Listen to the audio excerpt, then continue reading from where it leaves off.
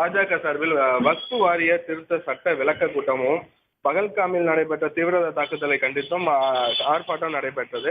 இந்த ஆர்ப்பாட்டத்தின் போது பங்கேற்ற பாஜக தேசிய பொதுக்குழு உறுப்பினர் ராஜா மற்றும் தேசிய சிறுபான்மை பிரிவு செயலாளர் வேலூர் இப்ராஹிம், பாஜக மாநில பொதுச் செயலாளர் கருப்பு முருகானந்தம் உள்ளிட்ட பல்வேறு பேர் மீது வந்து இன்னைக்கு வந்து போலீசார் வழக்கு பதிவு செய்தார். குறிப்பாக என்ன காரணம் என்றால், அன்னைக்கு நடைபெற்ற கூட்டத்தில் அவதூறாக பேசியதாகவும், மத மோதலை தூண்டியதாக உள்ளிட்ட 3 பிரிவின் கீழ வந்து இன்னைக்கு வழக்கு பதிவு செஞ்சிருக்காங்க. இதை வந்து குறிப்பாக முத்துப்பேட்டை காவல் ஆய்வாளர் கல்நேப்பன் வந்து புகாரின் பேரில் இந்த வழக்கு பதிவு செய்யப்பட்டுள்ளது. இந்த இதில் வந்து மாவட்ட தலைவர் செல்வம் உள்ளிட்ட 4 பேரும் இந்த வழக்குல வந்து 4 பேர் மீதுமே வழக்கு பதிவு செய்யப்பட்டுள்ளது குறிப்பிடத்தக்கது.